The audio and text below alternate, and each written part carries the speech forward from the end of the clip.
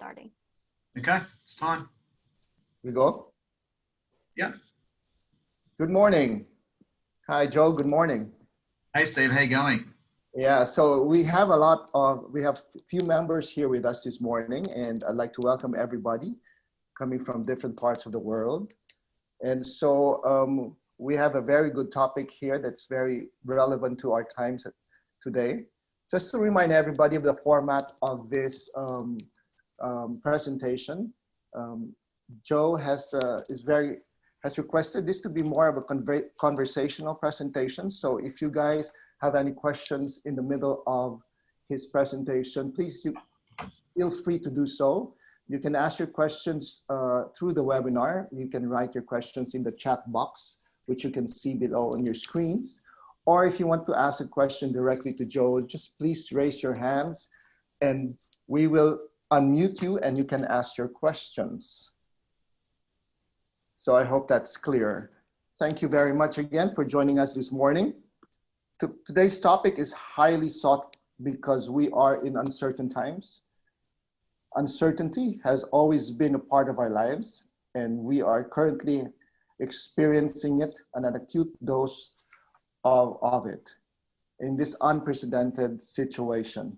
So we're very happy to have a speaker who we invited who can help us understand and reduce our anxiety. So our speaker is from Melbourne. He gave a seminar and spoke to the chapter last October and got really good reviews of over 9.7. And so we're glad to invite him so we can hear him again. Just to give you a little bit of a background, Joe is a family man and was married to Silvana and has a 12-year-old twin boys, Oliver and Nick. And Joe is an expert in emotional behavior, or emotional fitness and human behavior, and has been working in the field since 2006. His work involves working with individuals and corporations, helping and coaching them on managing their emotional and social intelligence. Joe is the creator of the Emotional Fitness Formula, an online training program. And in the last 14 years, he trained coaches on behalf of the Coaching Institute, which is Australasia's largest coaching school. So without further ado, I'd like to turn over the stage to Joe Pane. Joe, good morning. Good morning, Steve. Thanks again. I appreciate your time to be here and to introduce me. Hey, everyone. I hope you're all doing great. Thank you, Jenny and Sandy in the background for helping me out. If you can all hear me well, if you could just in the chat box write hello, just simply hello, and I know that all is well in technology land. Fantastic. Oh, g'day, Jen and Nick, Meredith. Thank you, Brendan. And forgive me if I don't read all your names out, but I trust all is well. So it looks like we've got people, I've recognized some of the names. So we've got some people from Australia, and we've got people from, well, obviously all over the Asia Pacific region. So fantastic. Thank you. From Chicago, wow. Hello, how are you going? Excellent, so that's great. So I trust everyone can hear me well. So in the time that we have, and we've only got an hour, of course, we're wrapping up at 12 o'clock.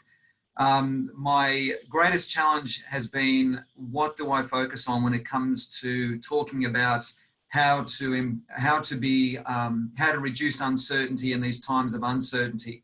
So what I thought I would do is I would focus on a central framework, a framework of universal core needs that every single human being has. Because my intention is, I didn't want to overwhelm you with all this information and have you walk away after an hour going, that was great, but what have I actually learned? What I want to do is I want to give you a framework that is replicable, something that you can implement, something you can write down and understand and share with others that you care about. Or for those of you working in the, with clients in this kind of space, it's something you can share with them. As Steve shared in his nice introduction of me, and I thank you again, Steve, he shared there that, at the moment, we're obviously all undergoing our own version of an acute sense of uncertainty. And something to be aware of is that uncertainty has always been a part of our lives. What's fascinating is in these extreme times, extreme behaviors come out in people. And that's fascinating from a human behavioral expert standpoint, also fascinating from a human standpoint, and also fascinating as a, in all the roles I play in my life, such as a dad and husband, etc.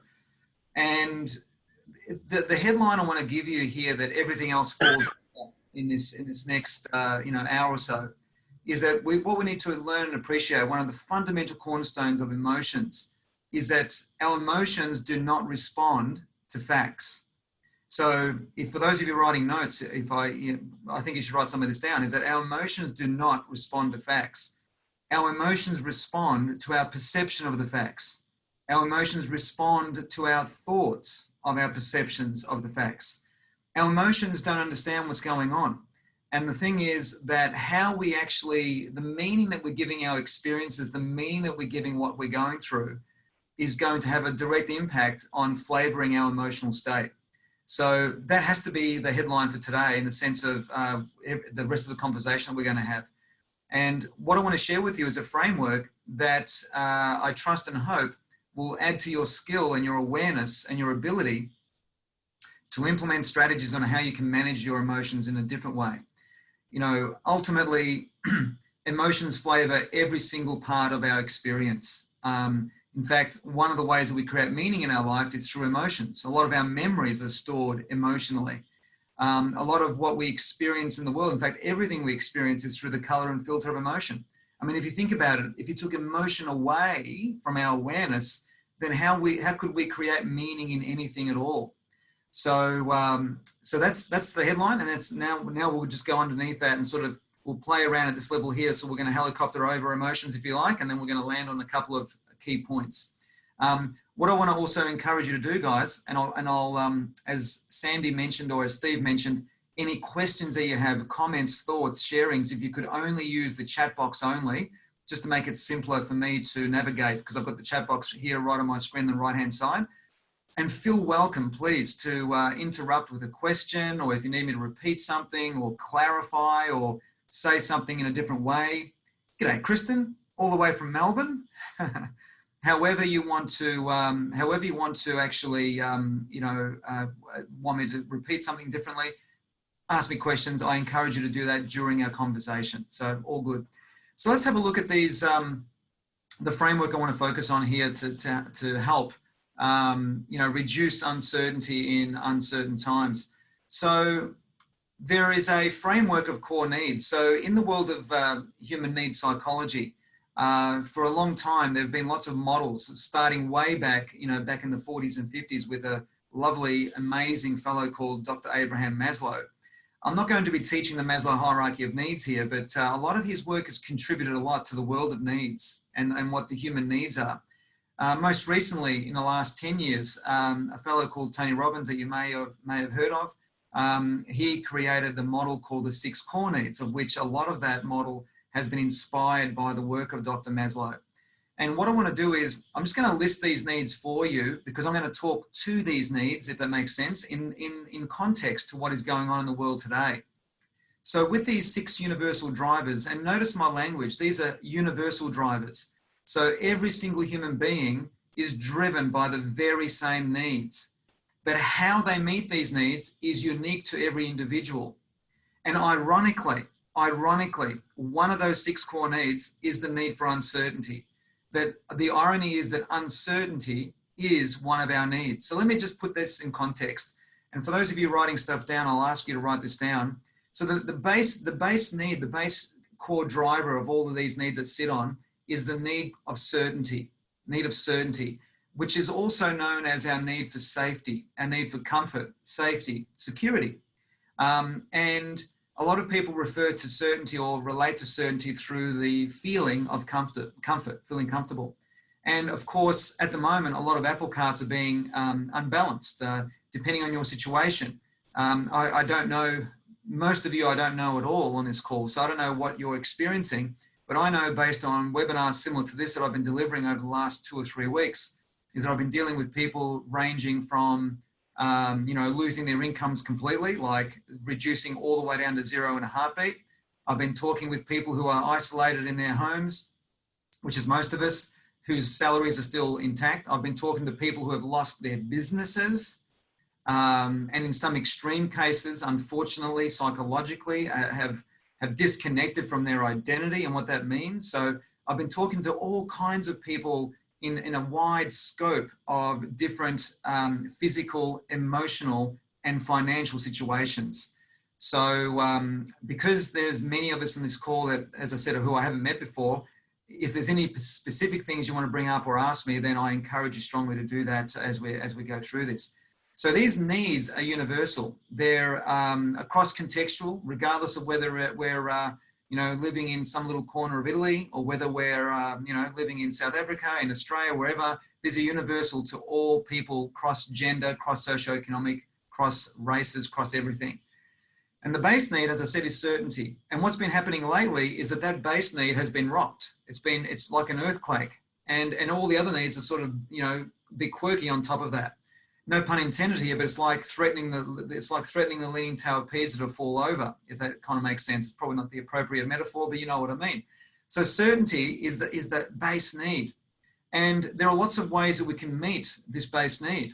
And I don't know about where you live, but the mainstream media here in Melbourne, Australia, there's been some good articles in the mainstream media that talk about routine. And routine is something really, really important when it comes to meeting our need for certainty.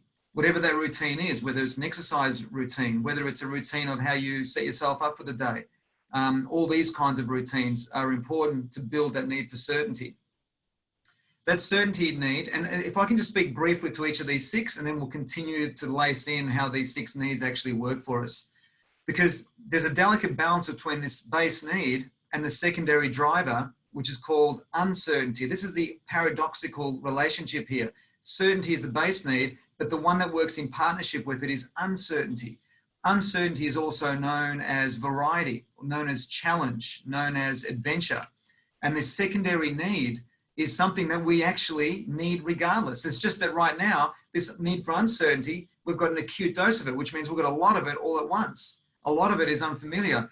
How many times have you heard the word or heard people describe this moment in human history as unprecedented? So unprecedented in and of itself has got the core ingredient of uncertainty. So uncertainty is, unfortunately, for a lot of people don't have a good relationship with uncertainty.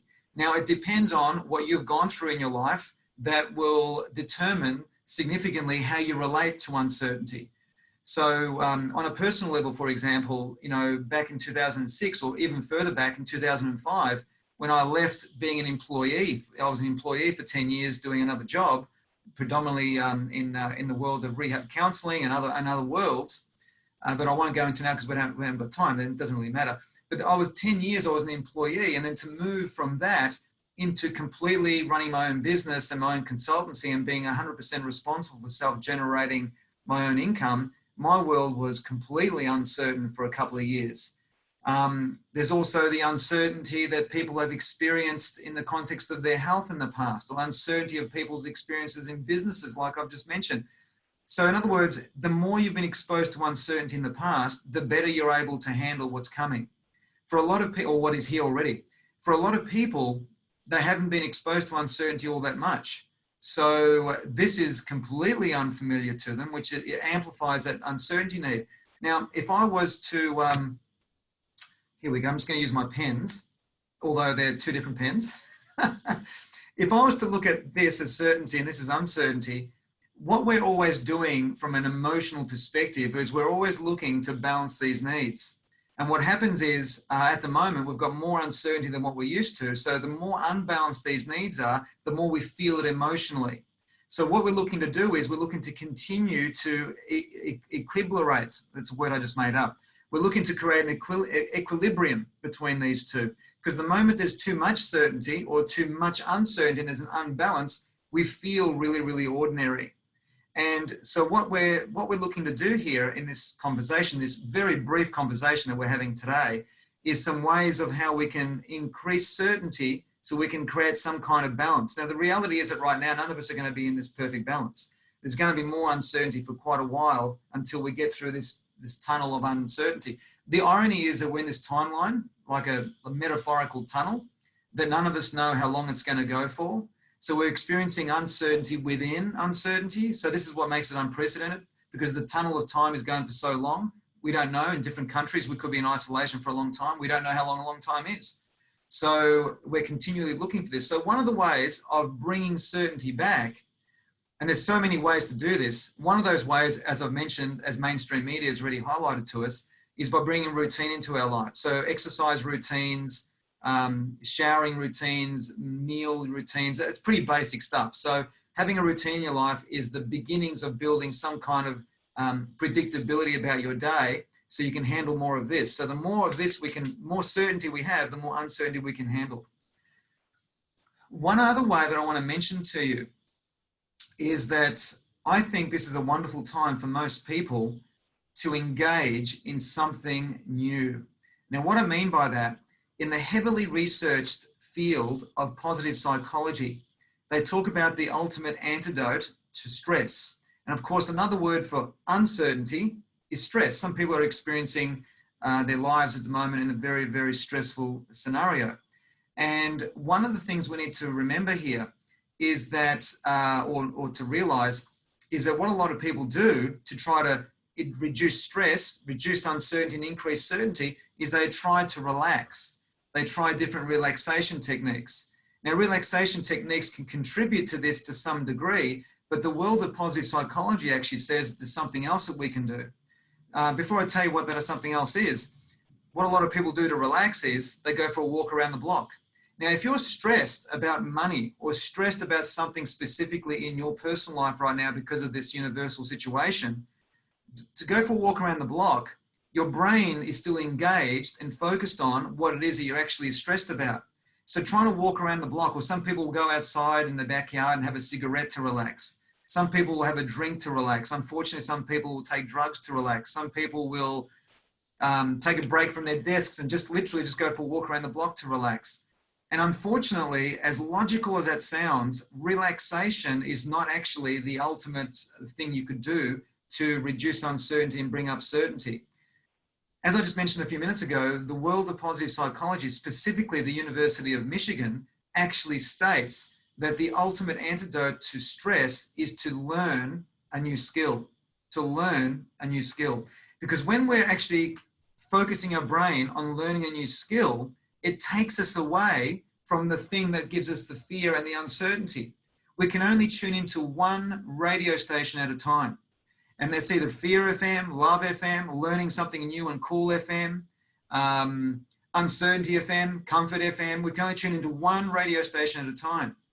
So by learning something new, taking on a new hobby, if you're musical, go and continue your journey into the world of music, learning a new instrument or whatever it might be for you. If you're a creative type, start embracing the learning of a new skill called abstract art or whatever it might be.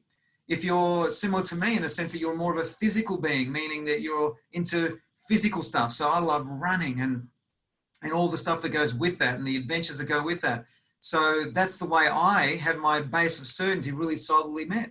So when you're learning something new, when you're learning something really new, you're engaging in that new thing.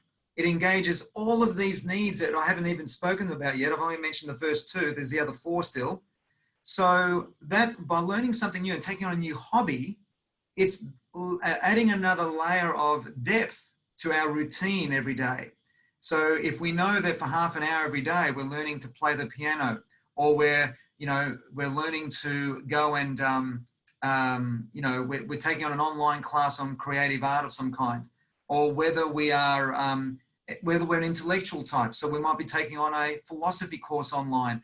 Anything that floats your boat and sparks you is a way to learn something new. So taking on a new hobby is an expansion of already a hobby that you already have, but taking it to another level is a wonderful way of building that base of certainty so we can handle more of what's coming or what's already here with the uncertainty.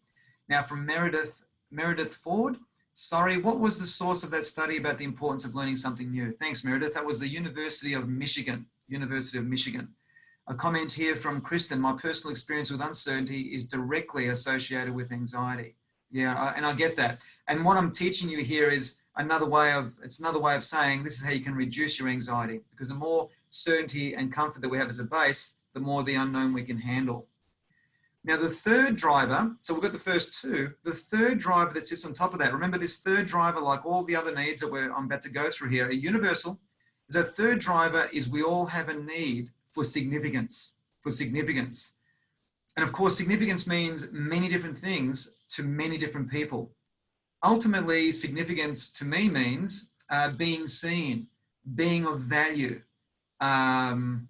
that you're contributing, that you're making a difference, that you're having an impact, that you matter. These are all the different flavors of significance. I'll repeat some of those. The significance is, and I'll say it differently every time, significance is that you matter, that you're making a difference, that you're contributing something.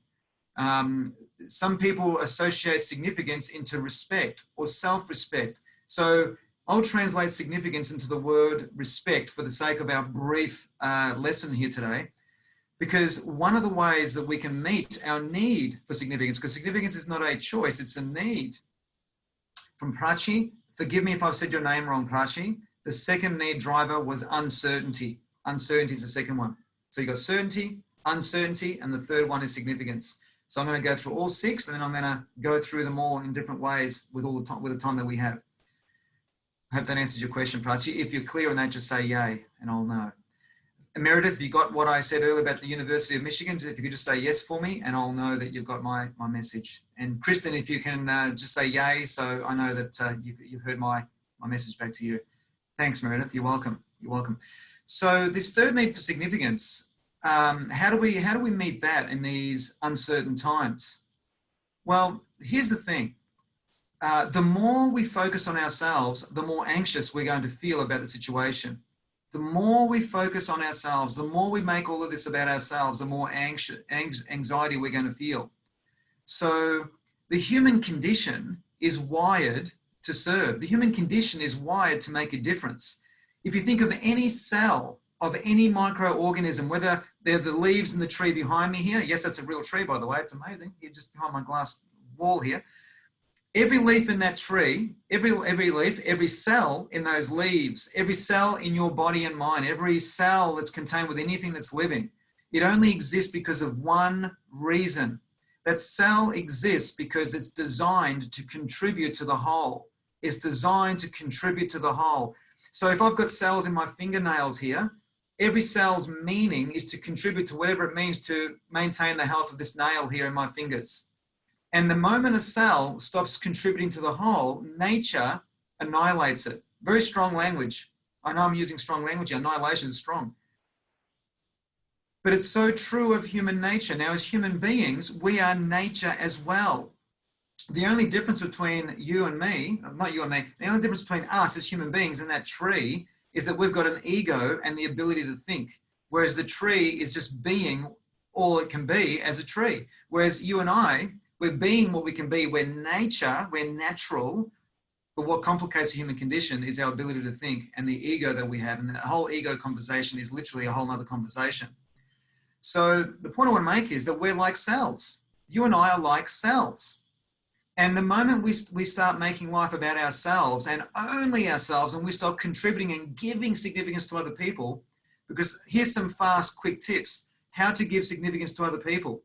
Be courteous, be kind, be patient, and be compassionate. These are four of hundreds of ways that we can give significance to those around us. So to be kind, to be patient, to be courteous, and to be compassionate. And there's so much there is so much depth that we can go into in those four areas I've just mentioned to you about four ideas on how to give significance. There are so many ways of giving significance.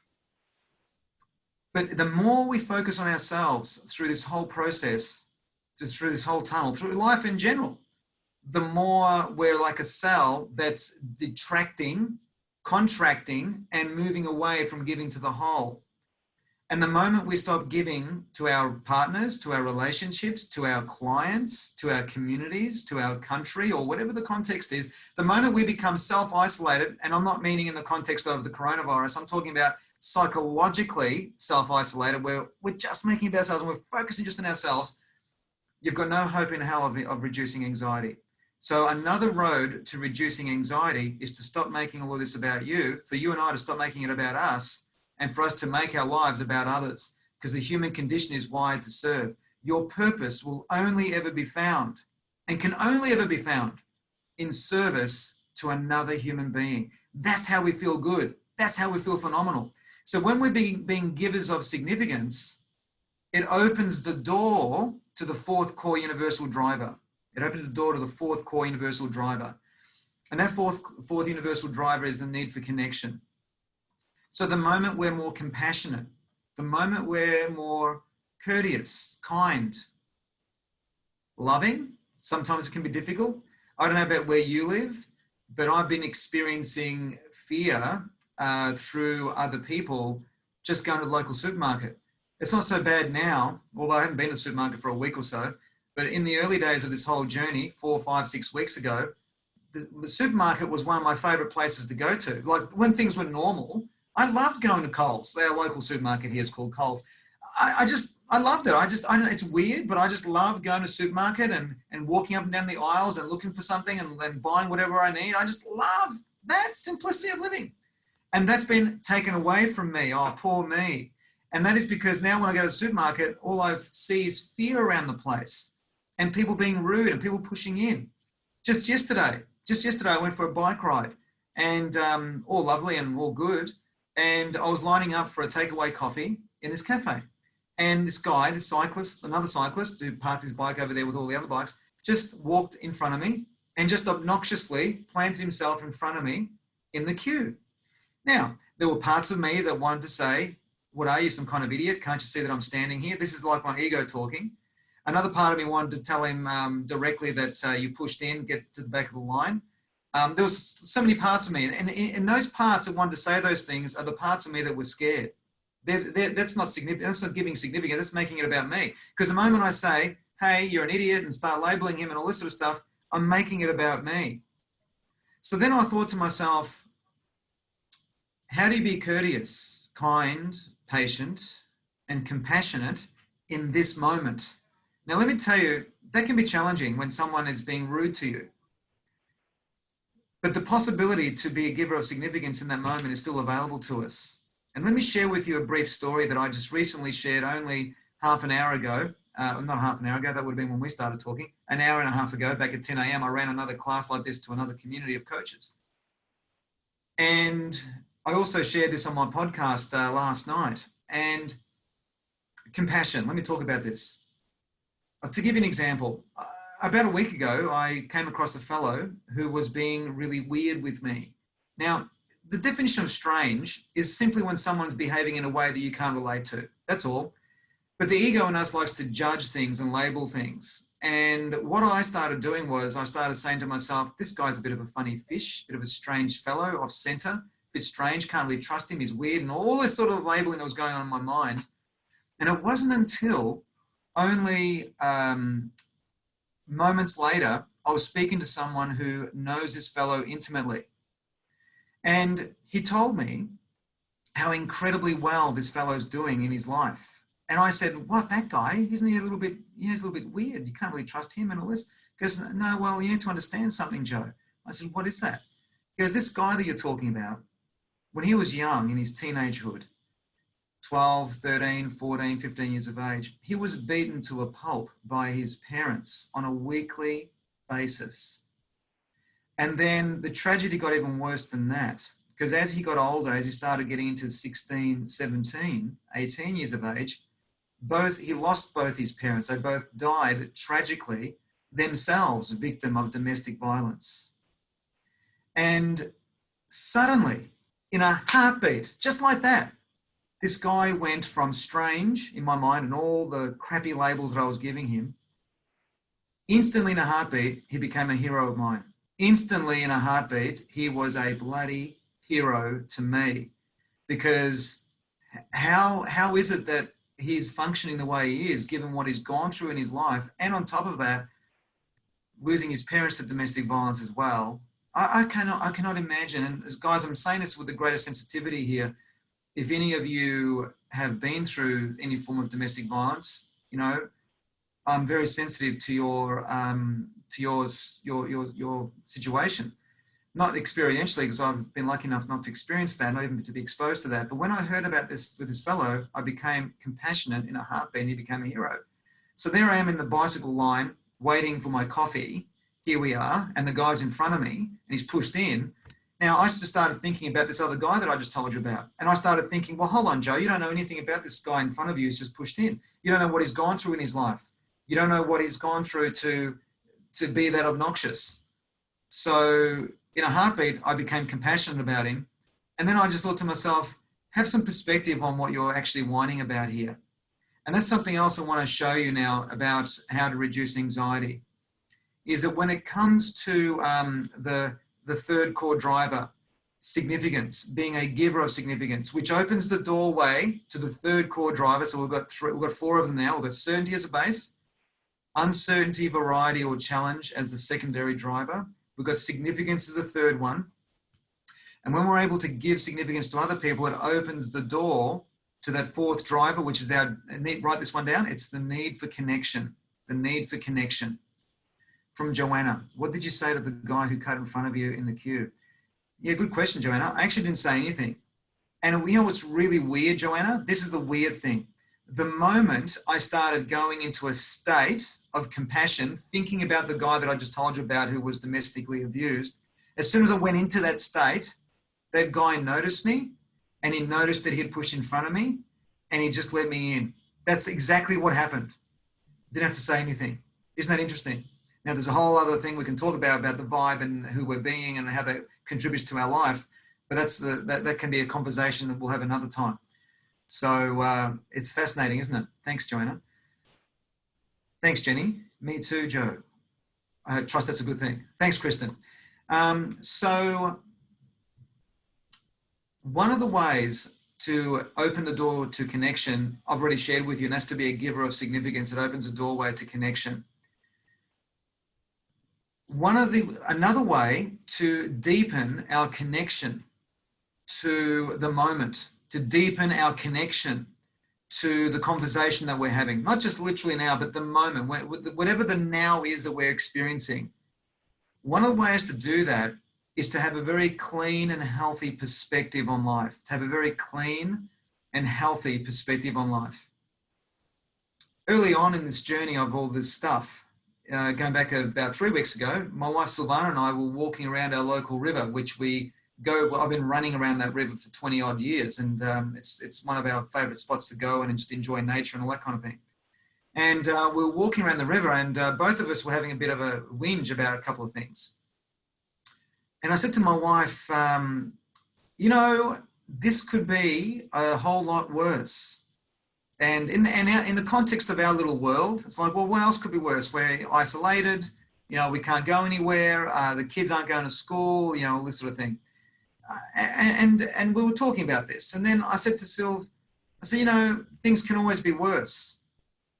I think sometimes we've got to bring perspective into this. And she said, how do you mean?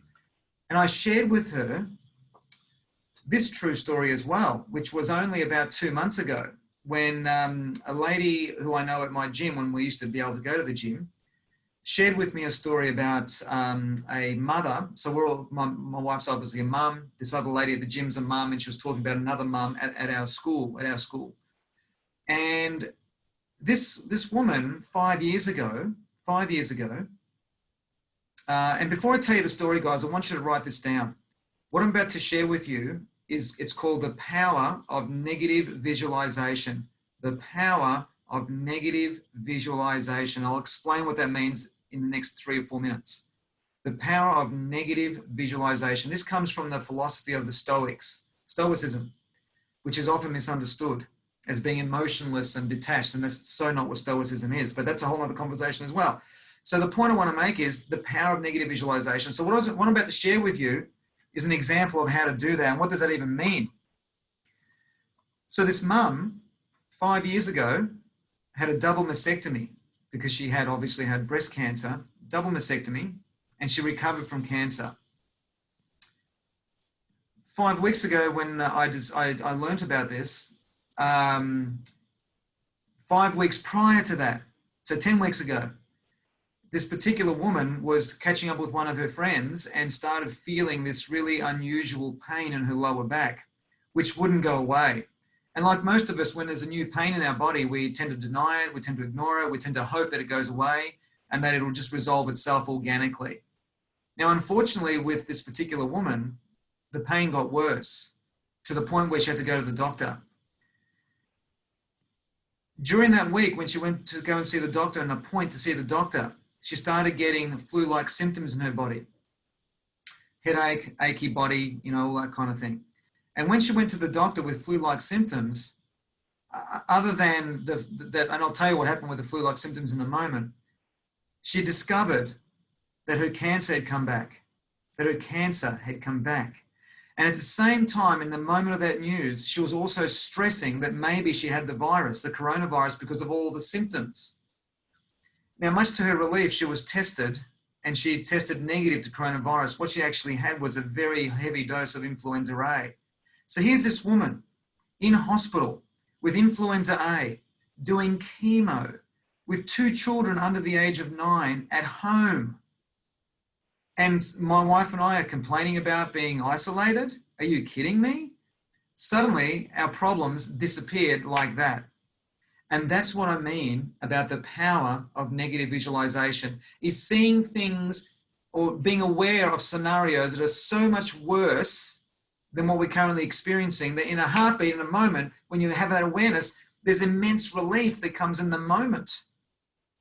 As soon as I shared that thought, and even thinking about this woman and sharing that thought with my wife, we were ingratiated with an intense shower of gratitude that we were able to do what we were doing in that moment. That was walking around a local river, for God's sake. Well, we don't have cancer, we don't have influenza A, and we're not stuck in hospital with our children at home who are experiencing uncertainty. So that's another way of actually building our needs of certainty, uncertainty, significance, and connection.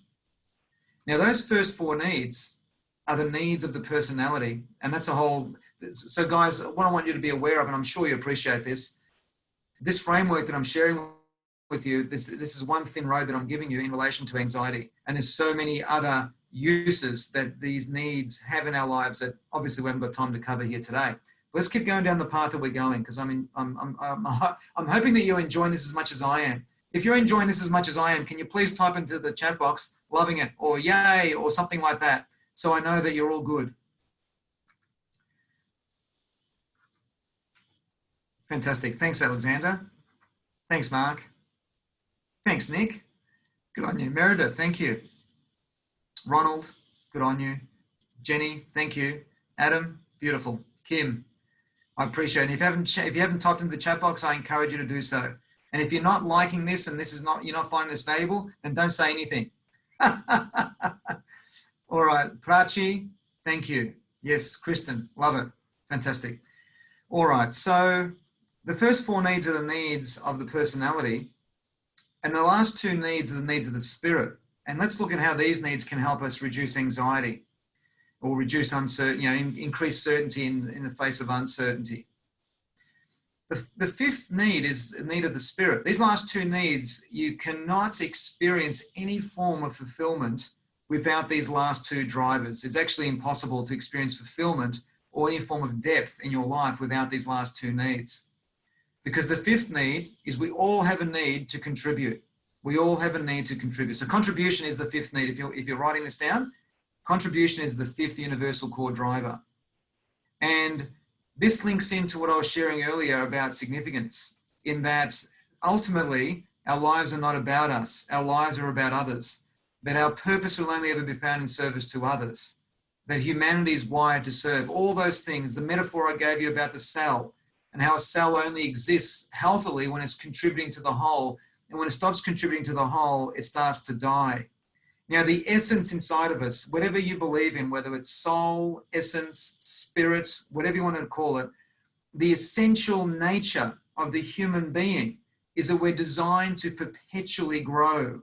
And growth is the 6th core driver. So if you want to write that down, the 6th one is growth. So the 5th and 6th core needs, which are the needs of the spirit, are contribution and growth. And we need to meet these needs in order to feel really good. Now, So just to do a little mini recap, we've got certainty, uncertainty, significance, connection, contribution, and growth. Your mission, if you like, is to find a way to resourcefully meet all 6 of these needs in this moment, not literally in this very second, although you can, is how you can meet these needs in your current life, in your personal situation, in your business situation. Because when you meet all these 6 needs resourcefully, you feel amazing. The emotions that you feel are incredible when you have all of these needs met. From Joanna, sorry, can you go through the 6 needs again? I can, Joanna. So the base one is certainty. Then you've got uncertainty, also known as variety and challenge. The certainty one is also known as comfort, safety, security. Yep, that's the base one. Then you've got uncertainty. Then the third one is significance, which is respecting others and respecting ourselves. The 4th need is connection.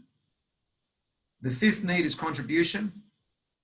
And the 6th need is growth. And Joanna, if you've got that, just there you go. Thank you, Aileen. Aileen's written them down for you. From Sandy, hi Audrey, would you like to ask questions? We will unmute you once you're ready. Yep, all good. You're welcome, Joanna. So let's go back to where I opened this conversation. I shared with you that one of the ways that you can build your need for certainty is by having or learning something new, as discovered in the heavily researched area of positive psychology, specifically at the University of Michigan, where they say that learning a new skill is the antidote to stress. And stress is in the family of anxiety. Anxiety and stress live in the same emotional world. So by learning something new, it significantly reduces our uncertainty being up so high. And the framework of how to define a hobby that is good for you, good for your spirit, good for your soul, good for your emotions, is you want to find a hobby that meets all 6 of these needs. You want to find a hobby or a new skill set that satisfies comfort, that has got enough of variety in it, that has got significance in it, that enables you to connect with spirit or something, that has contribution, so that hobby is contributing something to somebody else, and there's also growth in there for you. So running is my hobby. It's been my hobby for 20 plus years, because it meets all those 6 core needs all the time. This morning, for example, before I got into this call, I went to the local athletics track and I did a workout that I haven't done, a specific kind of workout in the running world that I haven't done for probably about a month. And it was just phenomenal to do that. It lit up all my needs. So when all your needs are lit up through the learning of a new skill, by embracing a new hobby, you're feeling great. And ultimately, remember what I said at the very opening of this, emotions don't respond to facts. They respond to your perception of the facts.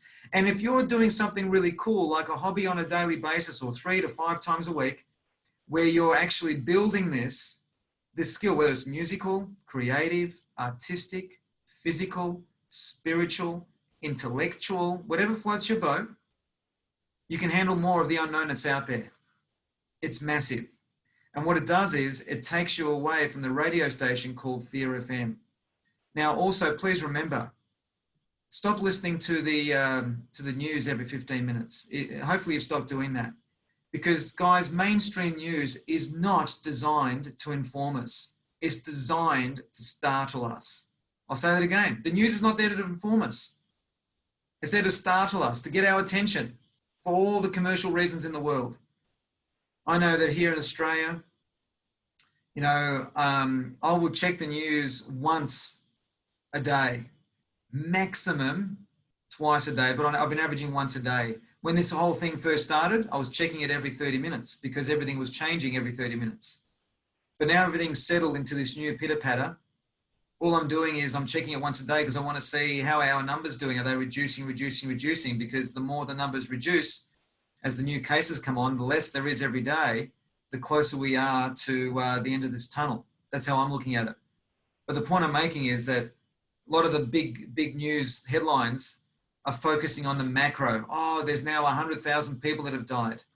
Well, What about the, the hundreds of thousands of people that have died from cancer? What about the 3.5 or 3,200 people that die a day from a road accident? All these other contexts. Anyway, the point I'm making, guys, is that what we focus on is what we get to the exclusion of everything else. So what we focus on is what we get to experience. And listen to this very carefully. What we stop focusing on ceases to exist. So it's through these core drivers that understanding them and having an awareness of them, we can actually manage our emotions a lot better and shift our focus onto things that make us feel good rather than things that don't. From Edison, Joe, how to reduce anxiety for the second universal driver and need? Great question, Edison. So you're asking about the core driver of uncertainty, the core driver of, thank you, Jenny, the core driver of uncertainty, variety. How do you reduce this need? Brilliant question. So the way that you reduce, I'll give you a conceptual answer, then I'll give you a real pragmatic answer. The framework first. So if uncertainty is really high, the way that we reduce uncertainty is by increasing certainty. And when we've got experiences that we're having in our lives, such as a new hobby, a new skill set, where we're feeling more secure and more satisfied and more fulfilled and more comfortable with learning this new skill set or this new hobby, the uncertainty starts to balance out. The uncertainty gets to balance out.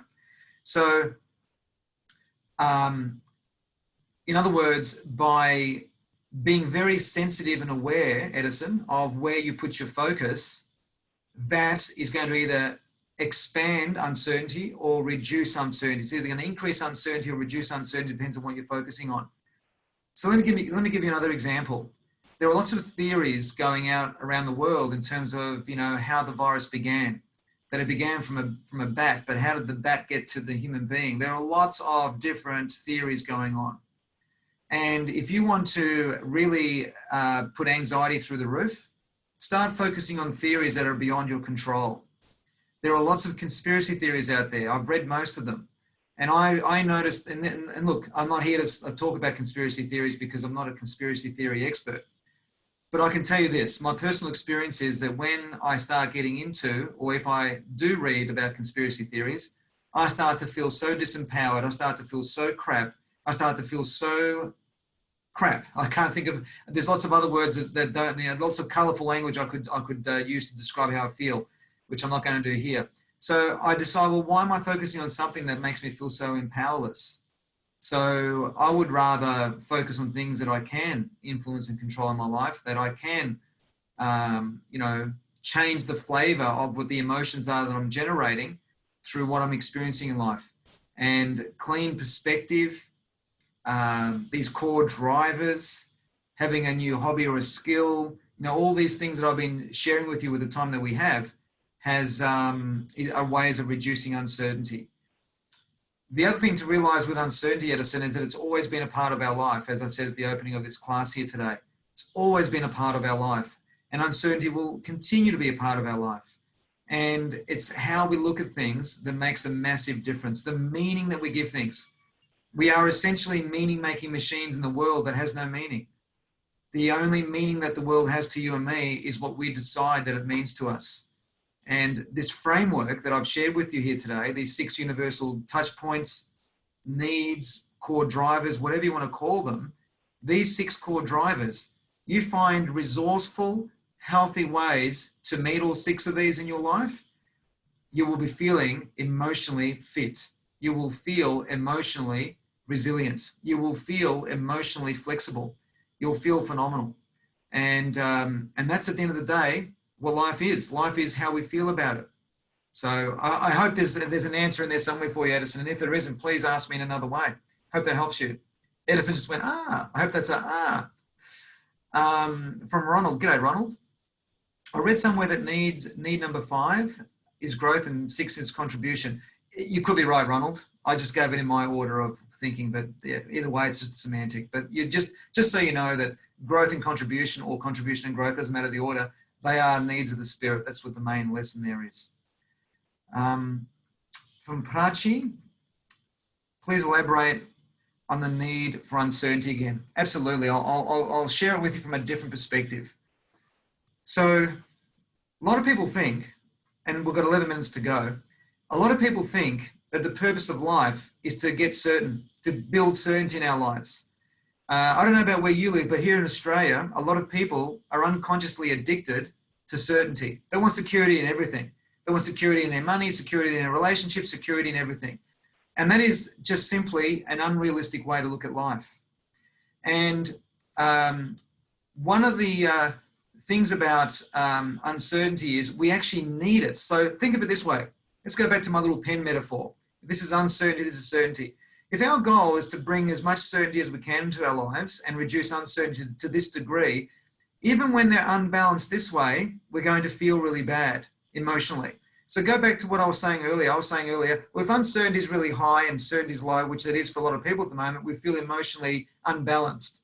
Well, it's the same the other way. If certainty is up really high and uncertainty is really low, we're going to feel emotionally unbalanced as well. We're going to feel incredibly bored. And chronic boredom is one of the many roads, not the road, but one of the many roads to depression and anxiety. So we need a dose of variety. We need a dose of challenge. They say that variety is the spice of life, which is so true. So we've always needed uncertainty in our lives. It's just that at the moment, there's an acute dose of it because everywhere that we look, there's all this uncertainty about what's going to happen next. So it's just an acute version of it. It's going to go down again to a normal level. But we need it. We can't say to ourselves, oh, I don't want to be feeling uncertainty ever again. Uncertainty, the doorway to growth, the spiritual need of growth, you can't experience growth. And get this, this is such a cool distinction. You cannot experience growth without uncertainty. Uncertainty is like the prerequisite to all growth, spiritual growth, physical growth, emotional growth, relationship growth, financial growth, any growth you can think of has got the core ingredient of uncertainty in it. I can't think of any example in the universe that has no uncertainty in it that still grows. And that's the irony of it. So that's another spin, another perspective, another way of looking at uncertainty. Hope that helps you, Pachi. Oh my God, that is epic from Kristen. Thank you. Alexander, hey Joe, could you elaborate a little bit more on Stoicism? I've always wondered why some people are less emotional than others. I know it's a big question. Is there a good resource book which might shed some light on this? Alexander, great question. Yes, there are a couple of good books on it.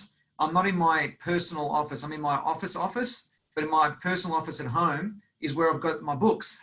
And I can't remember the name of it. I'll see if through Jenny I can, or Sandy, or through Steve, I can, when I get access to that book, I can send them the title to that book for you. Stoicism is misunderstood, Alexander, just very quickly, as being emotionless. It's actually the direct opposite of that. And it is a big question. And how about if I find the name of that book that inspired me, and I can pass that through the guys and they can pass it on to you. From Edison, Meditations by Marcus Aurelius. That's a book on Stoicism too. Yeah, wonderful, Edison. I love that contribution that you've made there. Love it. From Alexander, thank you. So there's 7 minutes to go. I'm going to be handing over to Steve in a few minutes. But before I do, now just realize, guys, that with the time that we've had, I've tried to squeeze in as much value as I can in the time that we've had here today. The topic that we're broaching here, emotional fitness, is something that I deliver normally with days and days and days. So we've fitted in some aspect of it in these 50 minutes or so. Does anyone have any last minute questions, insights, comments, sharings, anything along that nature? Well, I just have a swig of water while you think about that.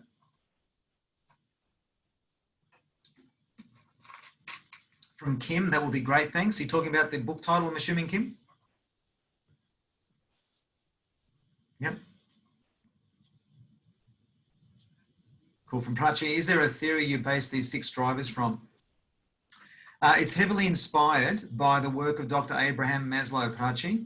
It's a little bit different, but inspired by the work of Maslow. And also this particular framework was actually designed by Tony Robbins. So, Kristen, is your emotional fitness formula mainly derived around the 6 core needs? Good question. It actually isn't. My emotional fitness formula is actually based on 5 core principles, of which the core needs is like a little dot.